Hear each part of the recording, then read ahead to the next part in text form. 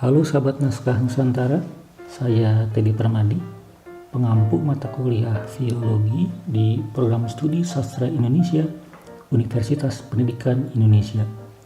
Senang rasanya dapat berjumpa lagi. Adapun topik diskusi kali ini adalah pembuatan panduan alih aksara atau transliterasi.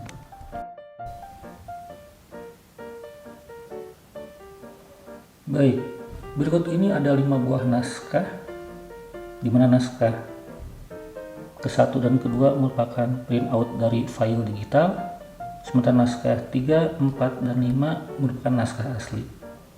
Naskah pertama ditulis tahun 1906, naskah kedua ditulis tahun 1911, naskah ketiga ditulis tahun 1930, naskah keempat ditulis tahun 1932, dan naskah kelima ditulis tahun 1937. Kelima naskah ini ditulis dengan menggunakan aksara carakan atau cacarakan.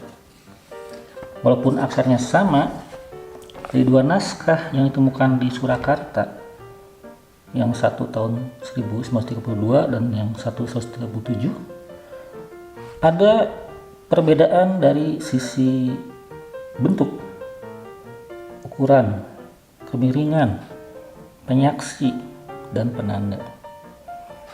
Demikian halnya dengan naskah yang ditemukan di Sunda dari tahun 1906 dan 1911. Kedua bentuk aksaranya tidak sama persis. Hal ini memungkinkan karena masing-masing naskah ditulis oleh orang yang berbeda. Namun walaupun ditulis oleh orang yang sama, bisa jadi karena ada rentang waktu yang berbeda, maka akan ada perbedaan gaya penulisan dari orang tersebut. Terlebih jika menggunakan alat tulis yang berbeda. Ketika kita akan mencoba mengetahui kandungan isi naskah, maka mau tidak mau kita harus dapat membaca aksaranya. Beruntung jika sebuah naskah ada titik mangsa seperti ini, sehingga kita bisa langsung mengetahui bagaimana cara membacanya. Mana bagian atas, bagian kiri, bagian kanan, dan bagian bawah. Aksara cacarakan, jika tanpa ada titik mangsa seperti ini, kadang kita dibingungkan untuk sesaat, mana bagian atas, mana bagian bawah. Dan tidak jarang pembaca salah dalam memposisikan kertas ketika akan dibaca. Berdasar pengalaman, yang paling mudah adalah dengan mengenali penanda bunyi. Contoh misalnya pada panyuku yang digabung dengan aksara ngalagena yang bentuknya seperti ini, yang disimpan di bawah dan disambung dengan aksara dimaksud, sehingga memungkinkan kita menetapkan bahwa pembacanya adalah seperti ini.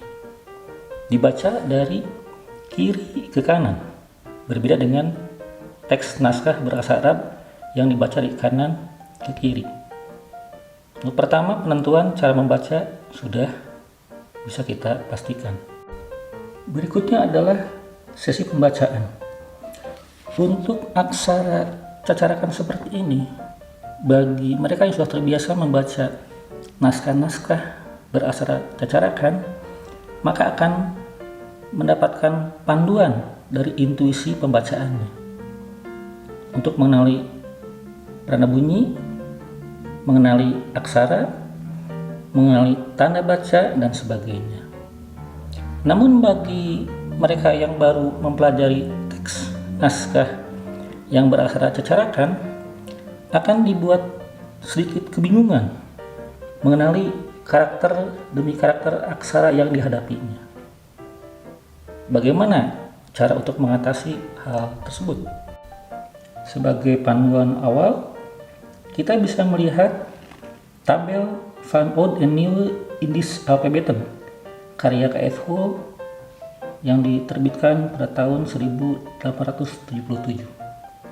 Terkait dengan naskah yang berasal carakan yang ditemukan di Sunda dan berbahasa Sunda, kita bisa melihat pada tabel, maaf saya tidak print out keseluruhan, Ada tabel aksara yang berkembang di Jawa Barat.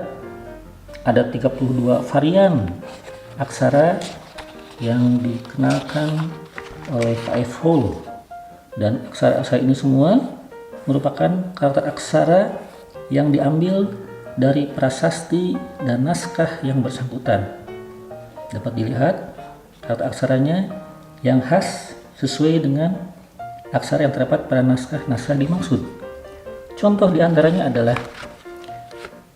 untuk kolom 93 dari naskah berbahan daluang dari Pager Ageng Sumedang. Untuk aksara K seperti ini, KH tidak ada, GA seperti ini, GH tidak ada. Untuk naskah yang lebih muda, yaitu naskah yang digunakan di Priangan dari naskah berbahan daluang, dengan aksara carakan seperti ini. Setelah ditelusuri, ternyata tabel yang disarankan oleh K.F. Hall itu tidak serta-merta bisa digunakan sebagai panduan untuk membaca teks naskah yang dihadapi. Demikian juga untuk aksara cacarakan yang disarankan oleh Rohadi dan Sadili, bentuk aksaranya juga tidak sama persis dan tidak dapat digunakan sepenuhnya sebagai panduan untuk membaca naskah yang sedang dihadapi. Ada satu saran yang disampaikan oleh K.F. Hall, walaupun tidak implisit, yaitu dengan mencoba menelusuri bentuk demi bentuk yang dalam video terdahulu disampaikan dengan menggunakan teknik jiplak atau teknik tracing. Dari sisi praktis, karena saya mempunyai intuisi kebahasaan bahasa Sunda, maka untuk praktik pembuatan panduan ahli aksara kita gunakan naskah yang berbahasa Sunda yang berasal dari tahun 1911 karena dipandang lebih mudah dibanding dengan yang dihasilkan atau ditulis pada tahun 1906. Langkah pertama adalah menyiapkan lembar tracing untuk pembuatan panduan ahli aksara. Ini bisa dibuat dengan menggunakan bantuan komputer. Saya gunakan dengan program MS Word. Kemudian akan kita coba lacak karakter demi karakter dan kita jiplak di panduan ahli aksara ini yang nantinya akan bisa digunakan untuk memandu siapapun dalam membaca teks naskah ini. Jadi panduan ahli aksara ini merupakan satu instrumen. Pada naskah kedua yang akan dibuatkan panduan ahli aksaranya terdiri dari 2 halaman. Halaman pertama dan halaman kedua. Di halaman kedua terdapat titik mangsa yang ditulis dengan aksara Latin yang berbunyi Gumuruh 6 April 11. Ini ditulis dengan menggunakan ejaan lama. Adanya titik mangsa yang ditulis dengan menggunakan aksara Latin ini memudahkan kita untuk mengidentifikasi bahwa titik mangsa yang ada di halaman pertama pun itu merupakan hal yang sama, karena ada suatu penanda yang sangat jelas, yaitu tanggal 6 dan tahun 1911. Kemungkinan kata yang pertama itu adalah Gumuruh yang ditulis dengan aksara carakan, dan kata kedua itu adalah April yang menunjukkan bulan keempat pada tahun Masehi. Baik, ini merupakan satu petunjuk yang memudahkan untuk pembuatan panduan ahli aksara selanjutnya. Untuk melakukan jiplak kata aksara, kita membutuhkan alat tulis yang tipis. Saya gunakan adalah drawing pen ukuran 0,1, dan di atas meja kaca, ini meja kaca yang di bawahnya dilapisi dengan menggunakan kertas kalkir, dan di bawahnya disimpan lampu belajar sehingga bias lampu itu tidak pedih di mata dan dipenarkan cahayanya.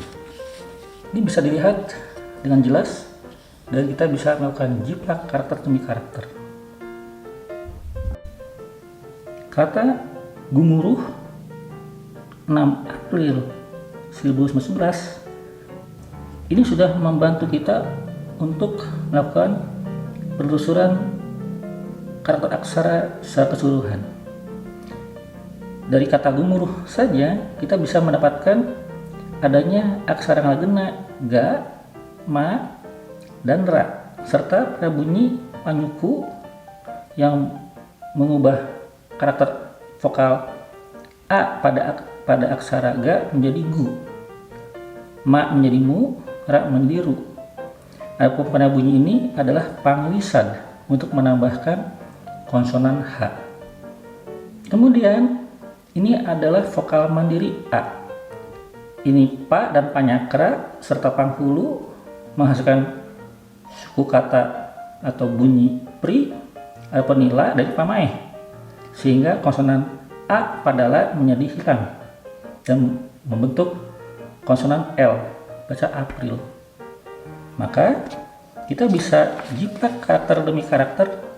Untuk ga kita jiplak seperti ini dan kita akan bisa merasakan bagaimana kualitas garis aksara dimaksud. Kemudian ma kita jiplak juga seperti ini. Kemudian ra kita jiplak juga.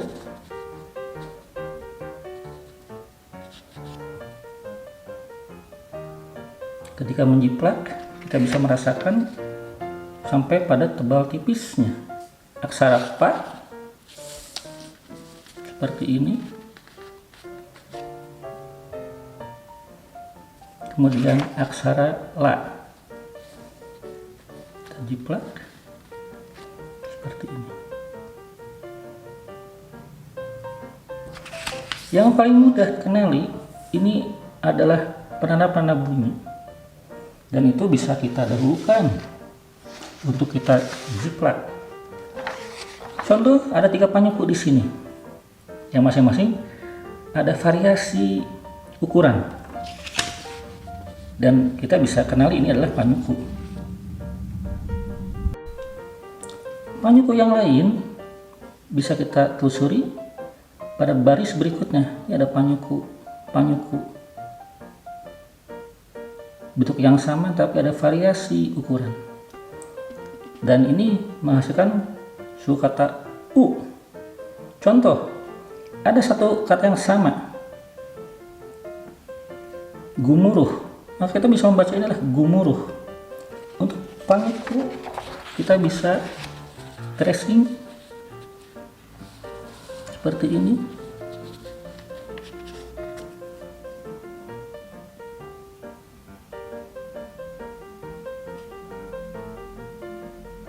Walaupun tidak sama persis, tapi ini sudah bisa memberikan panduan.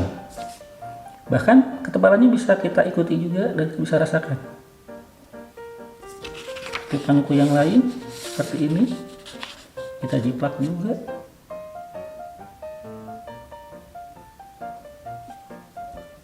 Panglisan yang memberikan atau menambahkan konsonan H pada akhir suku kata. Panglisan, kita bisa mencari kembali panglisan yang lainnya yang bisa jadi itu merupakan variasi.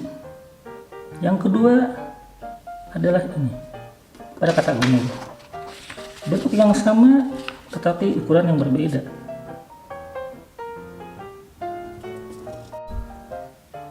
Kemudian pada bunyi panghulu yang mengubah harokat vokal bunyi A menjadi I pada sebuah aksara ngagena. Ini bisa kita kenali seperti ini karena memang ditulis di atas, dan ukurannya itu biasanya lebih kecil daripada pamepet. Dan kita pun akan bisa menemukan panghulu-panghulu yang lain pada teks naskah ini. Di antaranya, yang pertama ini Kemudian pada baris kedua kita lihat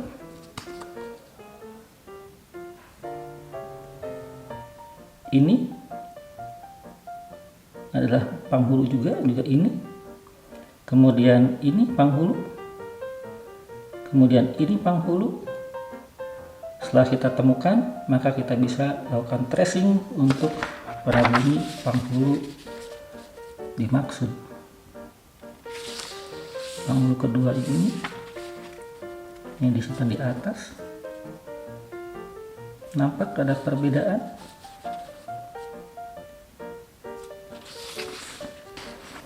Berikutnya yang lebih sering panghulu pamepet. Kita bisa menemukan secara langsung bahwa inilah pamepet yang mengubah harkat vokal A pada aksara ngagena menjadi E. Contoh, ada satu pada baris pertama, baris ketiga, kedua, tiga. Ini berbeda. Ini sama pamepet. Ini sangat berbeda bentuknya. Ada variasi bentuk pamepet. Kita coba tracing seperti ini. Kita rasakan bagaimana bentuknya, dari mana menulisnya, kita ikuti. Yang kedua,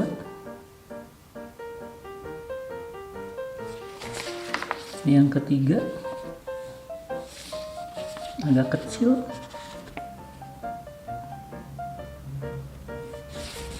Yang keempat ini berbeda jauh, dan ini adalah pamepet, bukan panghulu. Hal yang sama kita lakukan untuk melakukan identifikasi penanda bunyi yang lainnya. Contoh untuk panglayar. Ini panglayar. Kemudian ini ada paneleng, pamaeh.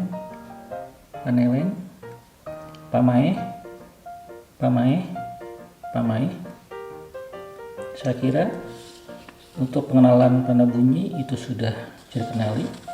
Kami hanya variasi bentuk saja.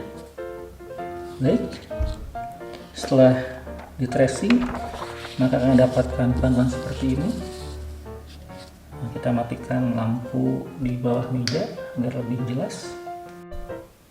Setelah dihasilkan panduan alih aksara yang didasarkan dari identifikasi karakter demi karakter dan sesama, maka selanjutnya kita bisa mencoba untuk membaca teks naskah yang sedang kita hadapi. Baik, kita akan coba baca baris demi baris, dan nanti akan coba saya konfirmasi ke panduan yang dihasilkan. Baris yang pertama, gumuruh genep April 1811. Kaula nu nanda tangan. Dari mana kita tahu ini kaula? Karena kita sudah identifikasi bahwa ini adalah karakter aksara K. Seperti ini. Ini K. Kemudian ini vokal mandiri U. Jadi kita lihat tadi April pada baris pertama sama, kemudian ada penanda bunyi panyuku, dan ini merupakan vokal mandiri. Nah, ini sudah kita dapatkan vokal mandiri U. Kaula. Adapun inilah adalah aksaranya ini. Jadi bisa dikonfirmasi. Saya lanjutkan. Kaula. Nu. Nanda. Ini penanda aksara pasangan da. Nina, enina digabung dengan aksara pasangan da sehingga vokal A pada na menjadi hilang dan menjadi konsonan. Tangan. Ini ta, aksara ta, dan ada panjang eng, jadi dua ng. Ini aksara nga. tangan, na dimati oleh pamaeh menjadi hilang konsonannya, tangan. Di handap iya, ini aksara iya, ini adalah aksara pasangan vokal mandiri i hingga yang mematikan harkat konsonan a pada aksara pa di kata sebelumnya. Iya surat ini sa dan panyuku. Jadi sa yang digabungkan panyuku, sa-nya seperti ini. Jadi konfirmasi pada aksara sa seperti ini yang digabung dengan panyuku. Untuk sa mandiri adalah seperti ini. Sa mandiri ini sa digabung dengan panyuku. Iya surat ini paneleng, ini sa. Ini sama persis dengan sa mandiri ini. Jadi se, ini ga dipepet jadi ge, la dimati. Walaupun di sini nampak hilang print outnya, tapi jelas ini adalah tanda bunyi pamaeh. Jadi baris yang ini bisa kita baca seutuhnya. Kaula nu nanda tangan di handap ieu surat segel ngaran ambu sariem. Ini ya dimati, ini ya juga sama. Iya iem, jadi pampat ini bisa jadi e, bisa jadi e. Ini mah dimati. Ngaran ambu sariem. Urang desa. Ini paneleng, ini da, ini sa dimati oleh sa, double s. Urang desa. Gumuruh. Nah ini persis kata gumuruh. Gumuruh. Kacama dimati oleh pasangan ma. Kacam double m. Kacamatan. Ini k. Sama seperti ini k. Ada variasinya. Ini k. Variasinya ada banyak. Ada panolong jadi ko. Kota. Ta dimati oleh pasangan ta double t. Kota. Ini ba. Ini ada panyuku untuk untuk aksara pasangan da. Walaupun na tidak jelas, kita bisa seintuisi karena gumuruh di kota Bandung, ini bisa jadi kota Bandung. Jadi memudahkan untuk pembacaannya. Ini ga, ini pampat yang agak berbeda pampat ini, jadi ge atau ge. Sa dimati oleh pasangan ta, ges. Ini ta, ra di huruf jadi ri, ma dimati oleh pasangan ma, tarima double m. Sarta suka kaula sorangan. Ini aksara so, aksara sa ditolong jadi so, sora, nga, kemudian na dipaeh sorangan. Ini paneleng, ini ma, paneleng ra, jadi mere. Mere mut tak dimati oleh pasangan la di bawah, mutlak kemudian dipaeh oleh pamaeh menjadi k. Mere mutlak angka 1. Ta dipepet jadi te, ma dipaeh tem. Kemudian t ada di sini, ada yang hilang mungkin sini pak. Tempat. Sawah ini panglisan sama seperti ini. Nisa ini wa.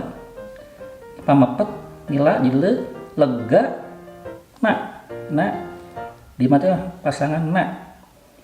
1000 100 genep tumbak. F ngacu ke keterangan di sini. Kemudian aksara ja, ini ja, variasi ja dipepet jadi je, ada panyecek titik eng, jeng, hiji, tempat, ini pasangan pak, ma dimati oleh pasangan pak, ta dimati, tempat, pa, ka dicakra jadi kera, dicecek jadi eng, pakrang, nga, dipaeh na-nya jadi pakrangan, double eng, pakrangan.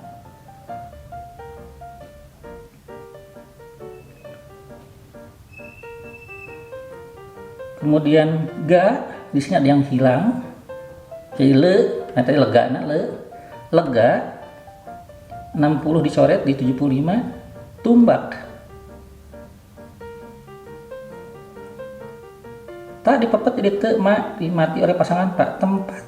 Nah di ga dipepet jadi ge, ba di teleng jadi b tapi ada pasangan la di sini geble ga, nah dipakai geblegan gumuruh.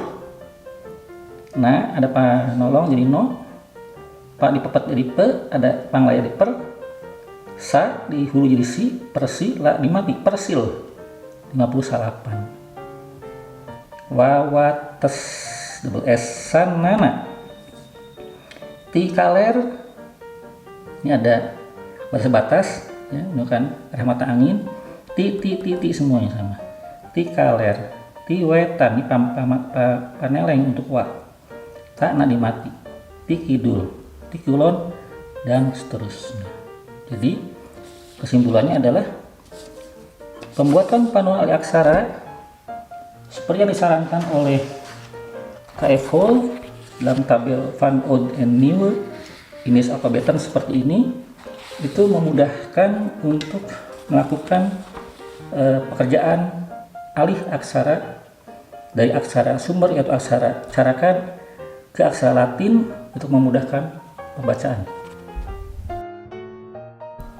Demikian jumpa kali ini. Semoga apa yang kita diskusikan dapat menjadi ilmu yang bermanfaat. Terima kasih.